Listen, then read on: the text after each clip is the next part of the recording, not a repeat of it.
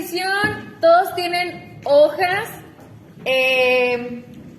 Bueno, antes de que se asusten, como saben, vamos a estar estudiando durante 3 o 4 semanas acerca de Hanukkah, ¿ok? Porque pues ya estamos prontos a esta festividad. Y como vamos a tener suficientes semanas, pues lo vamos a dividir en partes. El día de hoy toca aprender acerca del origen y la historia de Hanukkah.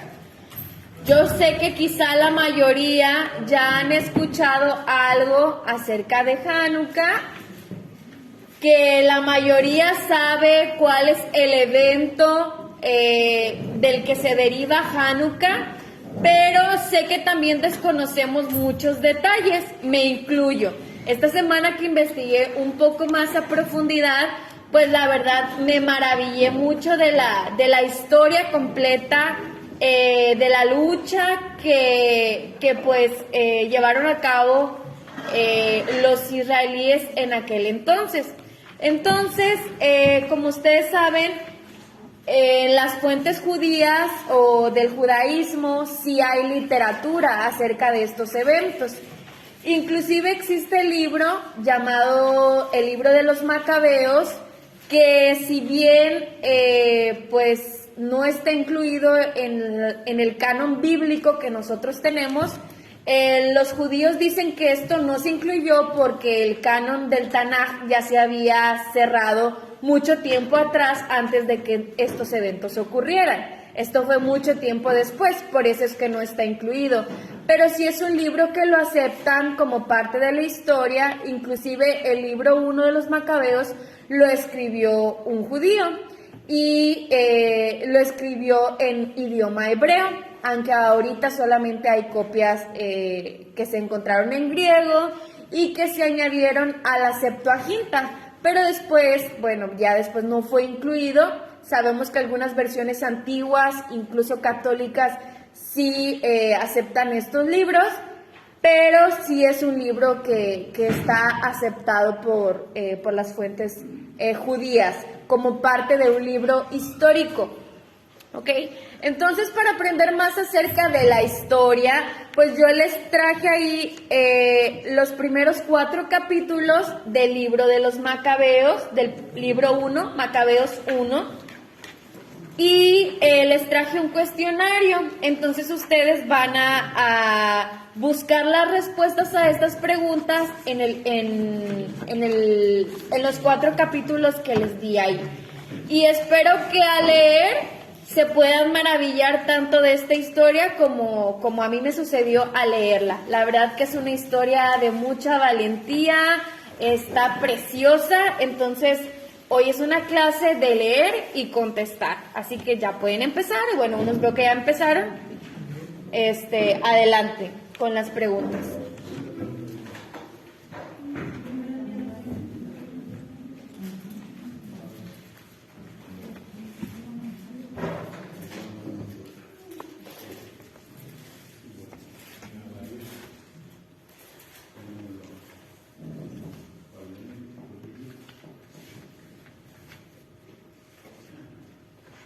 Y bueno, para los hermanos que nos están viendo virtual, pues ustedes también pueden buscar el libro de Macabeos 1, capítulos del 1 al 4, de donde estamos tomando como una fuente histórica para aprender más acerca de esta historia. Y por ahí le voy a pedir a Sergio si puedes ponerle las preguntas en comentarios. ¿Sí? Ahí Sergio les va a estar escribiendo las preguntas. Si las quieren copiar para buscarlas después, las respuestas las van a encontrar ahí. Hola, hermana Ketita. Bueno, ya empezamos la clase, hermana Ketita. Durante varias semanas vamos a estar aprendiendo acerca de Hanukkah, todo sobre Hanukkah, y hoy comenzamos con el origen y la historia de esta festividad. Y para hacerlo estamos tomando una lectura que se encuentra en el libro de los Macabeos 1, capítulos del 1 al 4. Entonces, pues yo sé que ustedes no están aquí, no les puedo entregar las hojas, pero si ustedes quieren buscarlo, ahí ahora sí que googlearlo en sus teléfonos y leer esta historia del capítulo 1 al capítulo 4, y por ahí Sergio les va a estar poniendo las preguntas para que las copien y tengan oportunidad de contestarlas.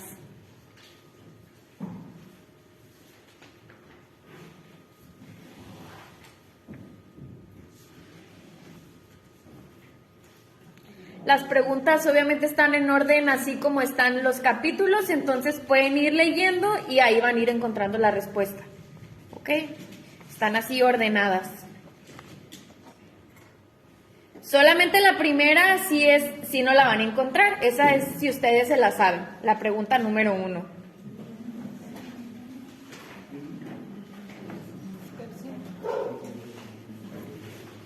Pregunta número 1 es: ¿qué imperios se habían sometido a Israel antes de Alejandro Magno? Entonces ustedes pues conocen la historia de Israel y cuáles fueron los imperios que los conquistaron. Y luego sí, esta historia comienza a partir de la muerte de Alejandro Magno, y a partir de la pregunta número 2 ya van a encontrar la respuesta ahí. ¿Ok? Shalom, hermana Norma. Bueno, nuevamente les repito a los hermanos virtuales, estamos aprendiendo acerca de la festividad de Hanukkah y hoy vamos a hablar solamente de la historia, del contexto histórico que da lugar a esta festividad. Y por ahí Sergio les está escribiendo las preguntas, ahorita se los va a poner aquí en un comentario, y vamos a tomar como nuestra fuente de lectura el día de hoy el primer libro de los Macabeos, capítulos del 1 al 4. Ahí vamos a encontrar respuesta a estas preguntas que hemos hecho para entender un poco mejor qué era lo que estaba sucediendo, todos los acontecimientos históricos que tuvieron lugar previo a que esta festividad pues fuera instituida. Entonces hay mucho que podemos aprender. Y ya por ahí les van a poner las preguntas. Sé que ahorita pues ustedes no tienen acceso a estas hojitas que yo les entregué. Quizá no tienen una versión donde venga este libro que vamos a utilizar hoy, pero pues pueden googlearlo y ahorita pueden escribir las preguntas para que tengan oportunidad de contestarlas también.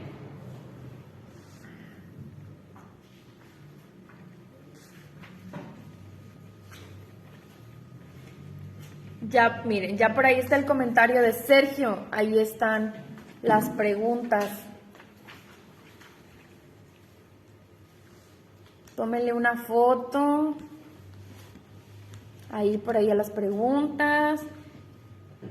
Incluso si pues quieren salir de la transmisión y empezar a contestar sus preguntas y necesitan su teléfono para buscar la lectura, pueden hacerlo, no hay problema. Sí las vamos a contestar nosotros también aquí, pero en unos momentos, que los hermanos están leyendo.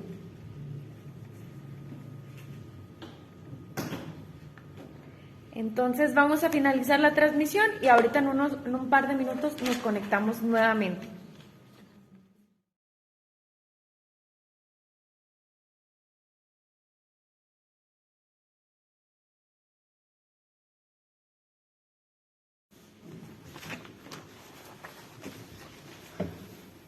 Listo, hermanos, vamos a comentar las respuestas.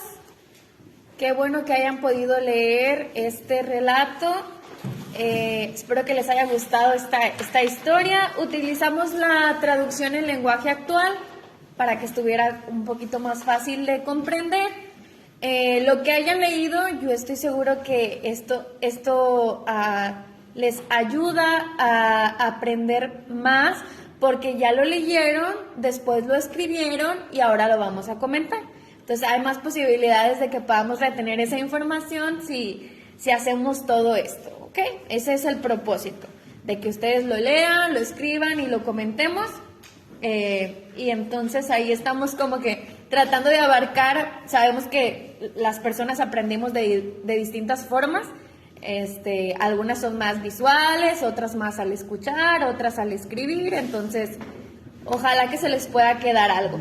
Entonces vamos a empezar con las respuestas y la pregunta número 1 era: ¿qué imperios habían sometido a Israel antes de Alejandro Magno? Este relato que tenemos empieza hablando acerca de Alejandro Magno. Ese es el contexto histórico. Entonces, pues la pregunta es: ¿cuáles eran los imperios que habían sometido a Israel antes de este personaje? ¿Quién quiere responder? ¿Sí, hermano? Asiria, Babilonia y Medo-Persia. Ok, muy bien. Ahí nos faltaría también uno. Egipto. Podría ser al principio, ¿verdad? Pero Cristo no dominó a Israel, porque Israel estuvo en Egipto. Bueno, sí. O sí cuentan como... Algunos sí lo cuentan, porque pues de alguna manera oprimieron, aunque como dice usted, no estaban propiamente atacando Jerusalén. Entiendo ese punto. Algunos sí lo cuentan, otros no, ¿verdad? Pero bueno, entonces nos ponemos en ese contexto y entonces Alejandro Magno era el dirigente de ¿qué imperio? Griego, ¿verdad? Del imperio, primero se le llamó Macedonio, pero sabemos que eran de una región de Grecia. Muy bien. Bueno, entonces nuestro relato comienza diciendo, pues hablando acerca del imperio de Alejandro. Sabemos que él gobernó, como dice ahí, durante 12 años.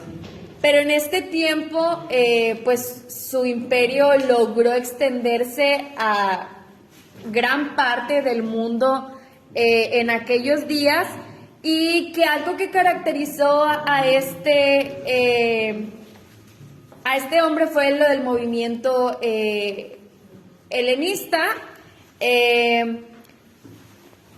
Pero a pesar de eso, y aunque algunos israelitas desde aquellos días pues ya comenzaban ahora sí que a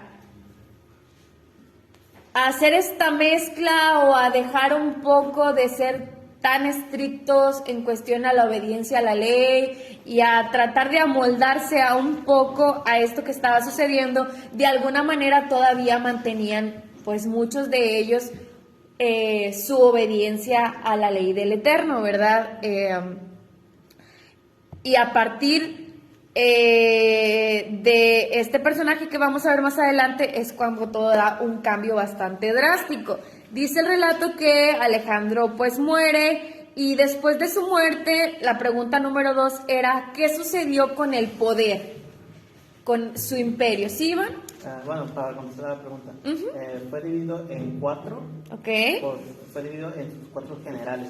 Muy bien. Porque aquí un dato más histórico es que Alejandro Magno no tenía heredero al trono, porque o ya estaba en camino, apenas estaba en el vientre de la mamá, o ya había nacido, pero era un recién nacido, o era un bebé de 1 o 2 años. O sea, que nadie podía usar, nadie, ni siquiera la mamá podía utilizar la regencia. Pues. Muy bien, entonces se dividió en 4, y el dirigente que gobernó la parte de Siria, que era Seleuco, de ahí viene, de esa línea, el personaje llamado Antíoco Epífanes. Pregunta número 3, ¿quién era Antíoco Epífanes y qué hizo en el año 143 contra Israel? ¿Quién quiere responder? ¿Belita? ¿Sí? Era un rey malo. Ok. El rey Antíoco. En el año 143, Antíoco marchó hacia Israel y lo atacó. Muy bien. Este Antíoco se hacía llamar Theos Epífanes, que significa Dios manifestado. Entonces él mismo se autoproclamaba como una deidad, el Dios manifestado, imagínense. Y como dijo la hermana Belita, en el 143 atacó a Israel. Ya desde tiempo atrás él venía haciendo alianzas con algunos judíos.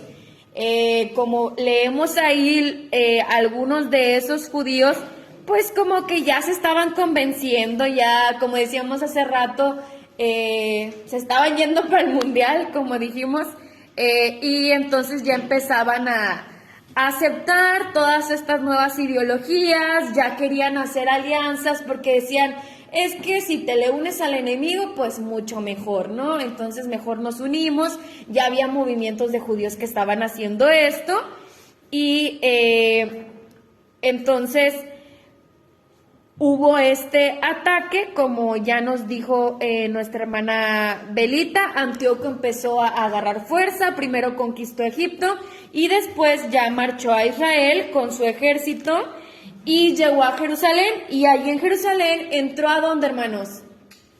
¿Al templo? Primero atacó a la población. Bueno, sí, porque fue una masacre, no crean que nada más llegó ahí al templo y ya, sino que hizo una matanza, ¿verdad? Todos parejos, niños, mujeres, todo. Y entonces entró al templo, dice la primera hoja que tenemos ahí, casi en la parte final, y se llevó algunos utensilios sagrados, bueno, todos los utensilios sagrados del templo. Dice que se llevó el altar de oro, el candelabro, la mesa de los panes de la... los utensilios, cortinas. Oro, plata. Dice que incluso los tesoros que estaban escondidos se los llevó, ¿verdad? Y hizo una gran matanza y pues hablaba con mucho orgullo, dice la segunda hoja que tenemos en la parte de arriba, de lo que había hecho. Entonces, a partir de ahí, bueno, tenemos después un canto de mucha tristeza de Israel de lo que estaba sucediendo, y esto no terminó ahí, solamente fue el inicio.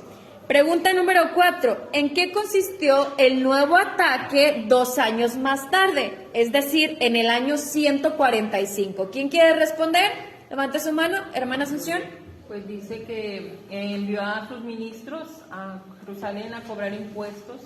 Bueno, envió a uno. A uno de sus ministros. A uno. A uno de sus ministros. Ajá, a uno de sus ministros a cobrar impuestos, atacaron la ciudad, mataron a muchos habitantes, destruyeron casas, derribaron la muralla que rodeaba la ciudad, se llevaron todas las riquezas, robaron ganado y se llevaron presos a las mujeres y a los niños. La ciudad de Jerusalén la convirtieron en una fortaleza griega. Muy bien. Ahí todo eso está en la segunda hoja, ¿verdad? Donde dice Jerusalén es atacada otra vez. A mí me llama mucho la atención esto que habla acerca de un ministro que iba ahora sí que... Como que primero entró así bien amable. Como aliado, como que iba a hacer ahí acuerdos de paz. Muy interesante. Recuerden que la profecía es cíclica y esto me llamó mucho la atención. Entonces iba ahí como que disfrazado de embajador de paz y nada, ¿verdad? Sí, entonces después de dice que hablaba con mucha amabilidad, pero cuando menos lo esperaban, es ministro, dice ahí, y todo su ejército atacaron e hicieron todo lo que la hermana ya nos mencionó. Así es. Eso sucedió 2 años más tarde al primer ataque, ¿ok? En el 145. Entonces, desde ahí para mí ya fue algo nuevo, porque yo como que me había quedado como que había sido un evento y ahí ya se había desatado todo y ahí se había terminado. Como algo muy breve, pero no, si se fijan, pues obviamente durante ya 2 años ellos estaban sufriendo pues todo esto que había hecho Antíoco Epífanes. Bueno, pregunta número 5. ¿Qué órdenes fueron dadas a Israel por el nuevo rey y qué sucedía si desobedecían estas órdenes? ¿Quién quiere responder? Levante su mano. Hermana Mari Félix. Que todos los pueblos debían tener las mismas costumbres, que nadie sería diferente, debían de abandonar leyes y costumbres de ellos, que se comportaran como los que no creen en Dios. Uh-huh. Les prohibió ofrecer sacrificios y ofrendas, todo esto para que no respetaran el Shabbat, ni las fiestas religiosas, ni el templo.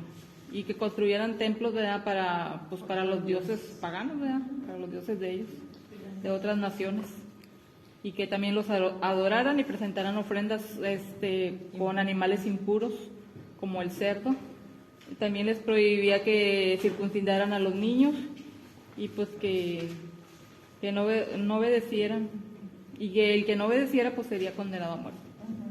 Muy bien. Entonces, Antíoco Epífanes quería que abandonaran totalmente las leyes del Eterno y hace mucho hincapié en leyes como la circuncisión, el guardar Shabbat, el guardar las fiestas y obligarlos a comer y a sacrificar animales impuros. También pongan mucha atención a esas instrucciones, porque veía algo por ahí que decía, ¿qué diferencia hay en nuestros días donde no se guardan las fiestas, no se guarda Shabbat, todos comen animales impuros? Pues obviamente la circuncisión tampoco. Entonces, esto fueron las nuevas órdenes. Y como vemos ahí, si alguien no hacía caso a estas nuevas órdenes, inmediatamente era condenado a muerte. ¿Ok? Muy bien. Siguiente pregunta. ¿Qué posturas, sí, las posturas y a qué actos pues llevaban a los habitantes de Israel estos acontecimientos? Y hubo así como que dos, podríamos decir. Los que dijeron, nosotros vamos a hacer esto, y los que dijeron, nosotros vamos a hacer esto. ¿Quién quiere contestar esta pregunta? A ver. ¿Alguien que no haya participado? ¿Keila? Bueno, pues hubo muchos israelitas que fueron traidores y decidieron hacerle caso al rey, Muy bien. a las nuevas órdenes, y hubo otro grupo que se mantuvieron fieles, pero que pues tuvieron que esconderse para que no los mataran. Muy bien. Entonces estuvieron los que dijeron, vamos a buscar un refugio, vamos a escondernos, y los que pues dijeron, no, esto está muy feo, porque dice ahí, nos adentramos y tratamos de imaginarnos que, por ejemplo, si una mujer circuncidaba a su hijo, con todo y el bebé en el cuello, la asesinaban. Y dice que no solamente a la mujer, sino a todos los familiares que hubieran estado de acuerdo o hubieran asistido a esto de la circuncisión, parejos a todos los asesinaban. Imagínense, era pues circunstancias terribles, y muchos israelitas terminaron pues traicionando las leyes del Todopoderoso y aceptando, se convirtieron. Ahora sí. Muy bien.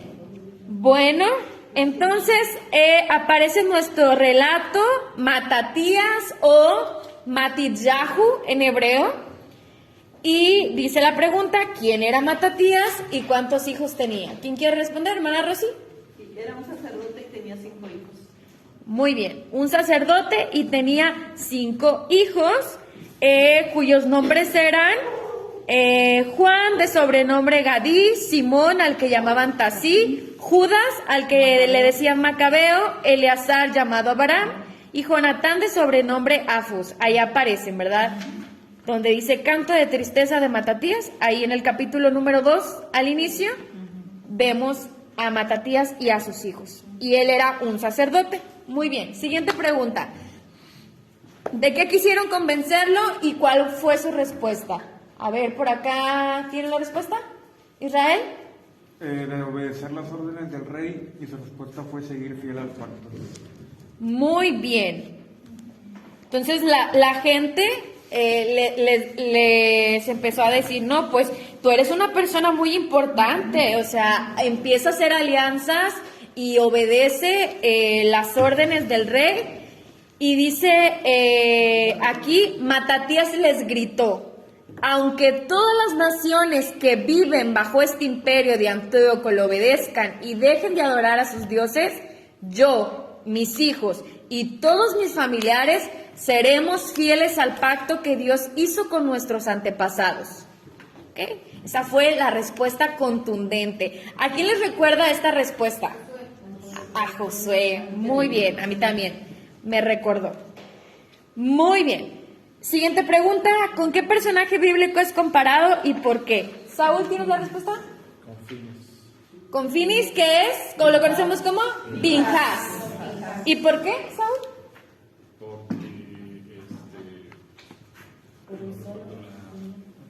Defendió. ¿Pero qué los caracterizó tanto a Pinhas como a Matatías? Que Dios era lo más importante. El celo, ¿verdad? Y dice ahí que cuando él estaba diciendo estas palabras, un judío se acercó e iba a presentar una ofrenda a un dios falso. Y al ver esto, Matatías lo mató. Y dice aquí que igual que Pinjas, que mató a Zimri, ¿recuerdan? Que los atravesó cuando iban a cometer pues un acto vergonzoso, ¿verdad? Ahí en el altar. Entonces, por eso es comparado con Pinjas, por el celo que lo caracterizó. Muy bien, vamos a la siguiente pregunta. Pregunta número 10. ¿Qué acordaron Matatías y sus hijos sobre pelear en Shabbat y por qué? ¿Quién quiere responder? A ver, alguien que no haya participado. Jorge, ¿tienes la respuesta? Que se iban a defender para que no los mataran como a nosotros.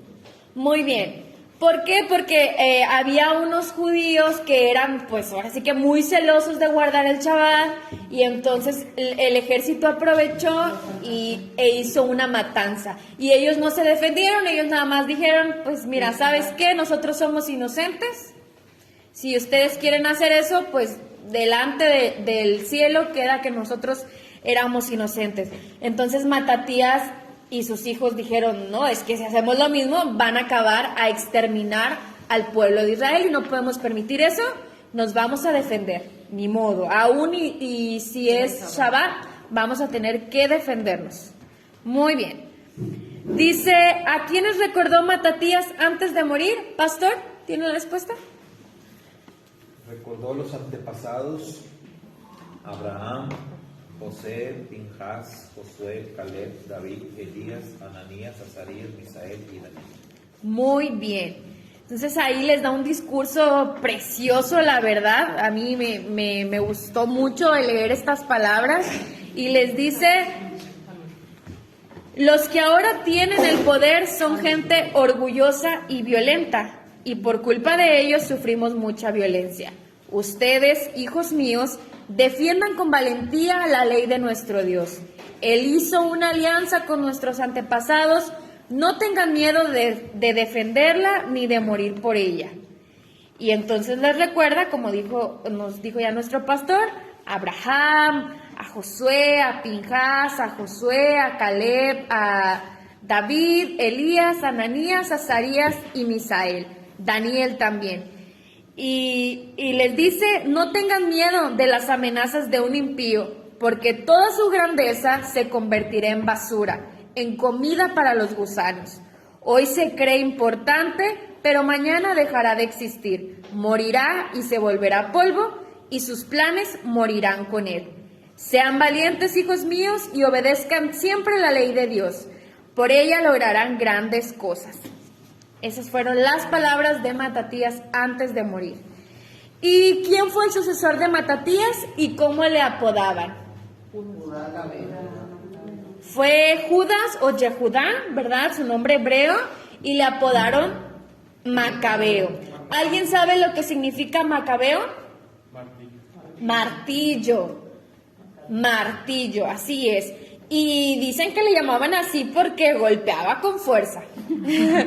Golpeaba con fuerza a sus enemigos, y ya ustedes pudieron leer ahí en este relato, pues que empezó a agarrar ahora sí que mucha fama por lo que empezó a hacer.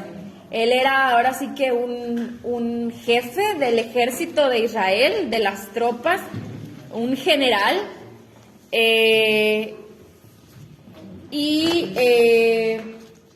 nos empieza a hablar ahí acerca de unas batallas.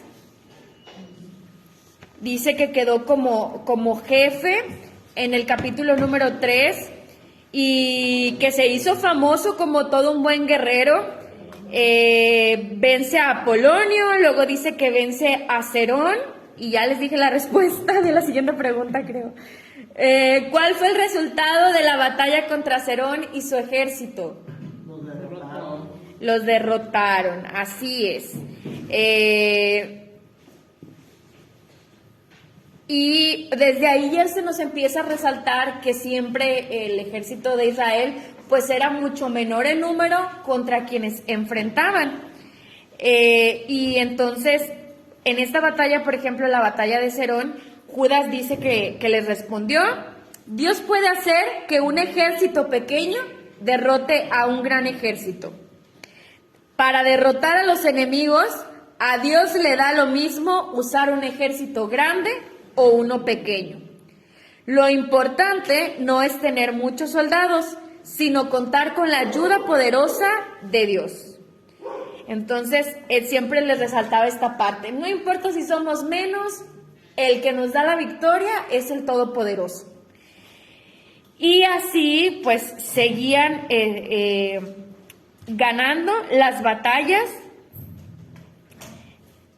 Y dice que ese día mataron a 800 soldados enemigos. Y a causa de esta victoria, todos los habitantes de las naciones vecinas sintieron mucho miedo de Judas y de sus hermanos. Judas se hizo muy famoso, pues en las otras naciones no se hablaba de otra cosa más que de sus victorias. Y pues esto llegó obviamente a oídos de Antíoco. Y la siguiente pregunta nos habla acerca de una batalla que se llama la batalla de Emaús. Dice la pregunta: ¿cómo se prepararon para la batalla de Emaús? ¿Quién quiere responder? ¿Alguien tiene la respuesta para allá, hermana? ¿No? ¿Keila? Le pidieron a Dios que tuviera misericordia y compasión de ellos. Hicieron oración, hicieron ayuno, se pusieron cenizas en su cabeza, se vistieron de luto prácticamente, y también se pusieron a estudiar la Torah. Muy bien. Entonces, como les comentaba, ya cuando esto llegó a oídos del rey Antíoco, pues empezó a preparar más soldados, a hacer ejércitos más grandes. Y en la batalla de Emaús nos habla que un general del ejército griego escogió a 5,000 soldados de infantería y a 1,000 de caballería y se puso en marcha para atacar al ejército israelita. Y lo que hicieron ellos fue, como ya nos mencionó Keila, hacer ayuno, sacaron los rollos de la Torá, se prepararon pues orando al Todopoderoso para poder librar esta batalla, rogándole que los ayudara y que les diera la victoria. Y pues nuevamente el Eterno les dio la victoria en esta batalla. Y dice: ¿qué evento les recordó Yehudá antes de comenzar la batalla de Emaús? El evento del Mar Rojo. Del Mar de Juncos. Del Mar de los Juncos. Les dice: no se asusten al ver tanta gente, no tengan miedo al ver a esos malvados que vienen a atacarnos. Recuerden cómo se salvaron nuestros antepasados en el Mar de los Juncos, cuando el rey de Egipto y su ejército los perseguían. Entonces esto lo hace para infundirles valentía, para que no tengan miedo. Y así fue. Nuevamente el Eterno les dio la victoria. Pero pues esto no termina ahí. Dice que un año después, dice nuestro relato, Lisías reunió a un gran ejército. Y la siguiente pregunta es: ¿con cuántos soldados atacó Lisías a Israel al año siguiente? ¿Alguien la contestó? ¿Sí? Más de 60,000. Eran 60,000, me parece. Sí, y 7,000 jinetes. Sí, perdón, 5,000. Fueron los que preparó este general para pelear contra Israel. Imagínense, dice que eran los soldados más valientes. Y que Judas Macabeo tenía solamente 10,000 hombres. Entonces, ¿cuál era la diferencia ahí? 55,000 hombres, imagínense de diferencia. Y dice que al ver un ejército tan grande, oró y dijo: bendito seas, Dios nuestro, libertador de Israel. Tú mataste al gigante Goliat usando a tu siervo David. Tú entregaste al ejército filisteo en manos de Jonatán, hijo de Saúl, y de su escudero. Te suplico que hagas lo mismo ahora con este poderoso ejército enemigo y permite que tu pueblo Israel los derrote y los humille. Llénalos de miedo, acaba con su orgullo para que se queden sin fuerzas. Derrótalos de tal manera que no puedan recuperarse. Nosotros te amamos, te ruego que nos uses para derrotarlos. Así todos los que te conocen entonarán cantos de alabanza. Y vencieron. Y esto fue en un año después, en el año 148. Entonces vamos a recordar que cuando comenzamos, cuando fue el primer ataque del que hablamos, este fue en el año 143. Después tenemos otro en el 145. Y en ese año Matatías se levanta. Y él estuvo luchando, pero muere en el año 146.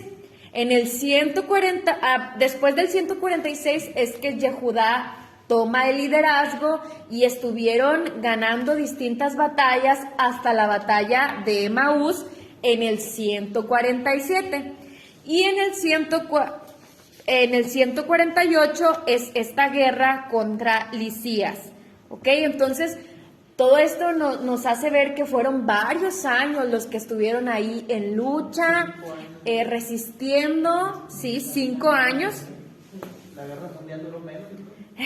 5 años de lucha, de ataques y pues no es nada fácil. Entonces, después de esta victoria, pregunta número 17, sí. ¿Qué se propusieron Yehudá y sus hermanos después de esta victoria? Hermana Siley, purificar el templo. ¿Cómo se encontraba, hermanos?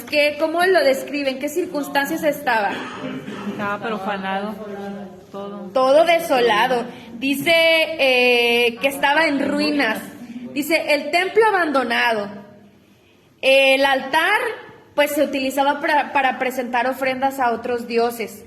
Las puertas quemadas.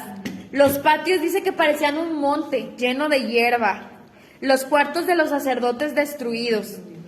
Y dice que los israelitas sintieron demasiada tristeza al ver esto, pero se propusieron reconstruirlo.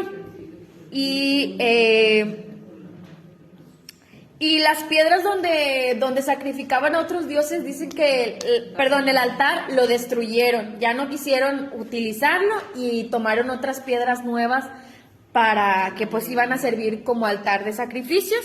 Dice que no sabían qué hacer con ese altar porque pues ya habían presentado muchas ofrendas a otros dioses y utilizando animales impuros. Y entonces hicieron nuevos utensilios, colocaron la lámpara de los 7 brazos, el altar para quemar incienso, la mesa donde se ponían los panes, quemaron incienso, encendieron las lámparas, pusieron los panes, pusieron las cortinas y pues reconstruyeron esa parte del templo. Y la última, ¿es la última pregunta? Sí. A ver, ¿qué dice? ¿Qué día celebraron la fiesta de rededicación y por qué eligieron ese día? ¿Quién tiene la respuesta? Fue el 25, ¿no? Ok, el 25 de Kislev. ¿Y por qué eligieron ese día, hermanos? Porque en este día se había profanado el templo. Así es, 3 años atrás, en el 145, ahí dice el relato que todos los 25 de cada mes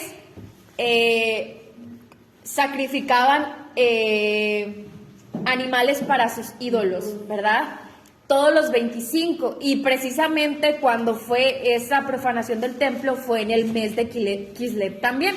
Entonces era ahora sí que como el aniversario, 3 años después de cuando se había profanado el templo, cuando había comenzado todo esto. Entonces ellos eligieron ese día para rededicarlo. Y celebraron una fiesta, ¿por cuántos días? 8. Con mucha alegría presentaron todo tipo de ofrendas, adornaron la fachada, estaban todos muy alegres. Y dice que construyeron una muralla alrededor de Jerusalén para que pues al menos durante ese tiempo pudieran ellos estar ahora sí que Tranquilos. Jerusalén protegido y ellos tranquilos, y pudieran celebrar esta festividad, y ahí estuvieron todavía algún tiempo. La historia no termina aquí, esto es solamente un tiempo donde ellos triunfaron y rededicaron el templo, pero no termina la historia aquí. De hecho, son muchos más capítulos del libro de los Macabeos. Sabemos que después va a venir otro imperio aún más fuerte y más poderoso a conquistar Jerusalén, el Imperio Romano, pero con hasta este capítulo número 4, aquí vemos que en este día 25 de Kislev del año 148 se establece esta festividad de Hanukkah. Aprendimos entonces cuál es el origen y la historia. Ahora sí, ya más a detalle, más a profundidad el día de hoy. Bueno, hermanos, aquí termina entonces este relato. No sé si tengan algún comentario, algo que agregar, alguna pregunta antes de terminar. Es muy probable que el festival que celebraban el 25 de Kislev era lo que después en Roma sería la Saturnalia, pero en esos tiempos ellos ya celebraban esa festividad al dios Sol, Baal, ¿verdad? Como se llamaba en la antigüedad. Es muy probable que era parte del festival que hacían los griegos. Ah, ok. Muy bien. ¿Algo más, hermanos? ¿Algún otro comentario? ¿Pregunta? Bueno, si no terminaron sus preguntas, pues llévense sus hojitas, pueden leerlo, investigar más, contestar, terminar ahí de contestar. Para Hanukkah, ¿cuánto falta? A partir del 18, ¿verdad? Diciembre. Pero vamos a hacer... Sí. Falta un mes, estamos a 24, oh, no, estamos a 26. Sí, faltan 3 semanas a partir de esta semana, me parece. Bueno, vamos a seguir aprendiendo acerca de esto y obviamente haciendo conexiones con nosotros, si nosotros debemos celebrarlo, podemos celebrarlo. Todo eso lo vamos a platicar en las siguientes semanas. Por ahora solo fue el origen y la historia. Bueno, terminamos.